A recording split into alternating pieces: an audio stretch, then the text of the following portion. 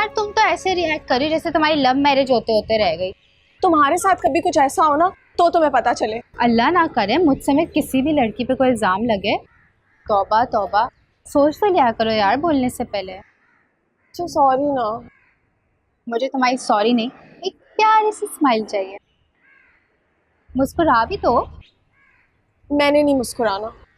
और हाँ, जिस तरह इकरार भाई और मेरी अम्मी ने रिएक्ट किया है ना, अपने वो प्यार करने वाले भाई को समझा देना कि मैं प्यार करने का कभी अब सोच भी नहीं सकती।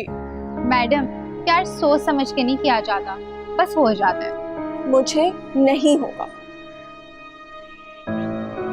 या अल्लाह, ये जो लड़की मेरे सामने खड़ी है ना, इसे मेरे भाई से प्यार करवा दें। अल्लाह ना करे। कोई भी वक्त कबूलियत का हो सकता है, ऐसी दुआएं नहीं मांगते। मेरे लिए यही ढंग की दुआ है, क्योंकि तुम्हें अपनी भाभी बनाना है। मैंने नहीं बनना किसी की भाभी।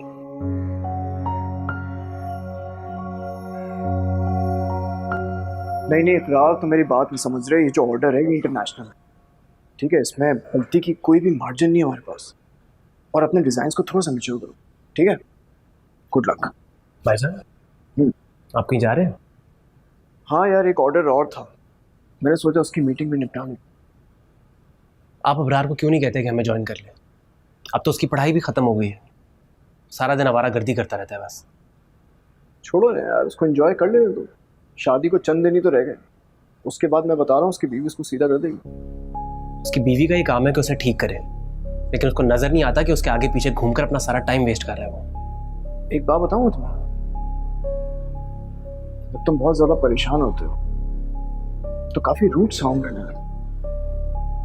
ऐसा कुछ नहीं है भाईजान। ऐसा ही है, बिल्कुल ऐसा ही है। और मिशा को लेके ज्यादा परेशान होने की जरूरत बिल्कुल भी नहीं है। इंशाल्लाह अल्लाह पाक सब कुछ बेहतर कर देगा। All the best.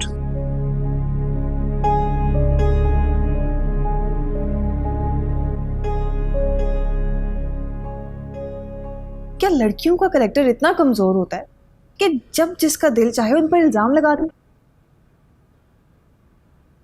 छोड़ो ना मानो, जस्ट फॉरगेट इट। कुछ और बात करते हैं ना, अब खत्म करते हैं इस किस्से को। अच्छा, अगर तुम कहो तो मैं मिशा से मिलने आ जाऊं?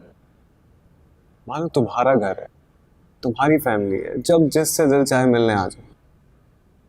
In fact I am always at your service. कहो तो अभी चले। फौरन ओवर हो जाएगा।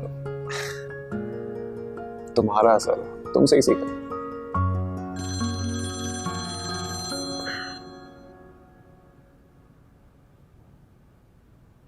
Hello. Really sir? Thank you so much. Okay. क्या हुआ? तो मुझे जॉब मिल गई है। लगा नहीं था कि पहले ही इंटरव्यू में मुझे जॉब भी मिल जाएगी।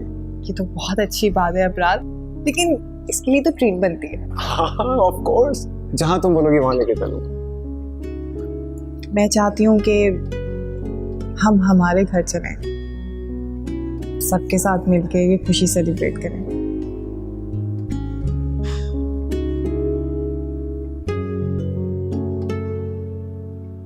समझ नहीं आ रहा है, मुझे कंफ्यूज कर दिया ना। समझ नहीं आ रहा कि जॉब की ज्यादा खुशी हो रही है या तुम्हारी इस बात की। तुम भी ना बहाना चाहिए होता है हाथ पकड़ने का। चलो केक खाओ। तुम भी शुरू करो। हाँ प्लीज, मेरा बहुत दिल कर रहा था। I know it's your favorite. Afreen, मैंने इस दफा तुम्हारे लिए ऐसे तावीज बनाए हैं जो सबके दिलों में दूरियां डाल देंगे। रिफा खाला, मुझे नहीं चाहिए ऐसे तावीज। क्यों? तुम्हें अब मेरे तावीजों पे कोई भरोसा नहीं है? आपके तावीज़ों के भरोसे ही तो इधर आई हूँ, लेकिन इस दफ़ा मुझे अपने लिए नहीं किसी और के लिए तावीज़ चाहिए।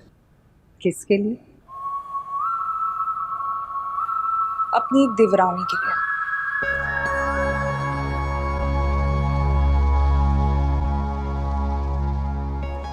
समझो कि तुम्हारा काम हो गया। मुझे ना यकीन था कि आप मेरा काम जरूर करेंगी, इसीलिए तो हमेशा मैं आपके पास आ जाती हूँ। अब तुम देखना, सारी तावीजें जो है ना मैं असली जाफरान से लिखूंगी, जिसके बाद तुम्हारी देवरानी का खेल खत्म हो जाएगा।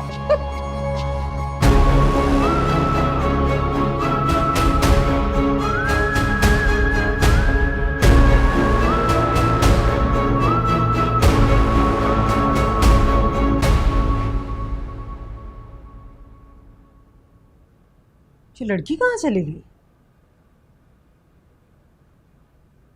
बिना बताए तुम कहाँ चली गई थी?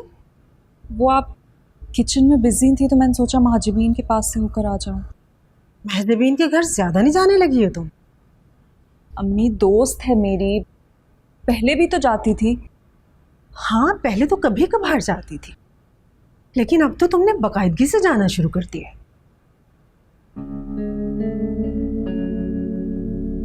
किसी उल्टे सीधे काम में तो नहीं पड़ गई हो ना? सच बताओ मुझे, कहीं उसकी माँ की तावीजों के चक्रों में तो नहीं पड़ गई हो? नहीं अम्मी,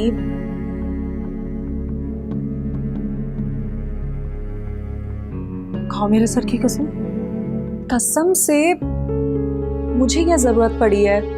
अल्लाह का शुक्र है सब मुझसे इतना प्यार करते हैं। और फिर जानती हो ना बेटा, तावीज करना बहुत बड़ा गुनाह है।